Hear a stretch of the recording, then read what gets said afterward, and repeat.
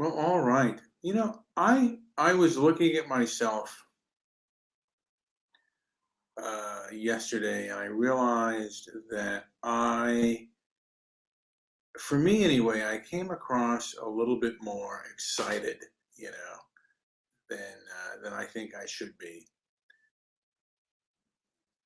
So I'm going to try to just tone down my excited nature and my passionate nature just a little bit, so I'm not as loud, and my voice uh, doesn't boom uh, out of the screen. I want to be a little bit more calm, you know.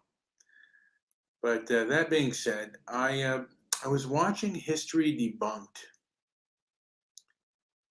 and he was talking about the Oklahoma riots, which some call a massacre.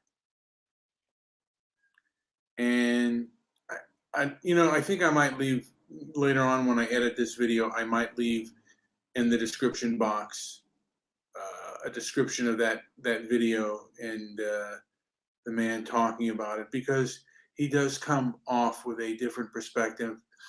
For a long time, history didn't mention this kind of thing, but now there's a kind of an over dramatization of the situation that or maybe it seems like there's maybe an over dramatization of the past of things. He talks about the fact that that the plane that planes bombing the place was a myth, and he talked about the gentleman who was accused of sexually assaulting the white woman was also a myth. And there are a lot of other like myths. I mean, like there were I think about 10 black men arrived with arms when the black gentleman was arrested, because they thought that there was going to be perhaps a lynching, and then a firefight ensued. The blacks got the better of them, but then the whites came back with more powerful weapons, and they also went through the town. I think about the 10 people died, perhaps, and also an estimated 30 to 40 people died in that riot, which is awful. But people would say that hundreds died. I don't think that's true. I certainly could be wrong, but there certainly needs to be an investigation on that without emotion. It's been over 100 years, and people need to. I wish people could speak about history without emotion tied to it. It's like, this happened. Let's take a look at it and let's examine the facts. But people have their ego and their emotion tied to certain things, and right now there's an ego tied to the victimhood and to knowledge, which doesn't really do any good. It's really just the manner in which people today say and do things. Now, there is the January 6th. I guess the Republicans are trying to not get the commission. I don't know why, but I think, again, there may be some over dramatization of that, and they're not showing the full tape, and maybe they're not cooperating. The Democrats are not necessarily cooperating. One of the things that the left does today, and the right has done as well, is gaslight and be hypocritical on things, and also just the information. People often confuse.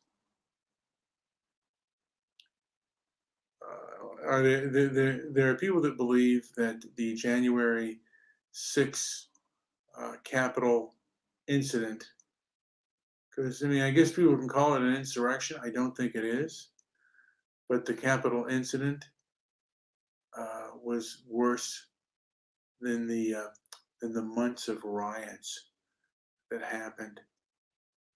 throughout America after the George Floyd incident.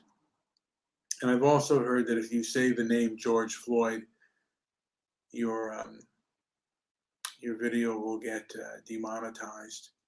I don't know why, but I mean, like, it's not a racial epithet. It's nothing like that. But the minute you say something, uh, I guess, uh, I guess only the elites are allowed to talk about certain subjects, and that's unfortunate that I guess the commoners can't speak. I'm kind of reminded when Soledad O'Brien one time said, well, because I was also going to mention, I forget the guy's YouTube channel, but he talked about the zebra killers.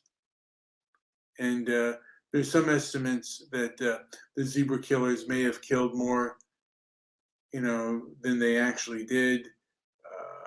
It was, some would say it's a spinoff of the Nation of Islam. I think the mainstream of the Nation of Islam would, they would never have supported that. They don't believe in murdering people, but there was a case in San Francisco of the zebra murders. But some would say that there were a lot more people, but the media doesn't really necessarily go into that. They don't go into that history, and that history is, you know, much closer to now than the Oklahoma City bombing. I mean, the Oklahoma City riots. And again, there's a lot of speculation on both sides. Could be right, could be wrong, but the thing is, right now, those are two subjects we can't really examine just due to the fact, and it's primarily the left today that does it, that doesn't want uh, open and honest discussion. I mean, the fact is, you can have some of the most hardcore pornography on, but if uh, if you say something that is not liked, you will be deemed a hater, and hate speech. Hate speech is more protected. I mean, pornography is uh, is more protected than, I guess people would say, controversial speech and controversial topics. And there is no website that allows for controversial conversations and controversial topics to go on today. And it's unfortunate that the internet, these social media sites, these websites have restricted speech and restricted information uh, that is now unpopular, are deemed unpopular. Hopefully, we can meet with people who want to have open and honest discussions, and those that don't, and those that believe in their religion of so-called leftist, and it's really leftist anti-racism. They can have their own. They can live in their own society and have discussions with who they want. And maybe there should be a separation for people who don't necessarily who want to believe in things like hate speech. I think there's primarily only speech. Some speech is hateful, some speech is loving. Uh, and who determines what's hate speech? Who determines what speech crosses the line? There's a lot of arbitrary rules on social media, and clarity is not something that social media gives. And it's kind of sad, but it is what it is. Um, so like and subscribe, leave a comment down below,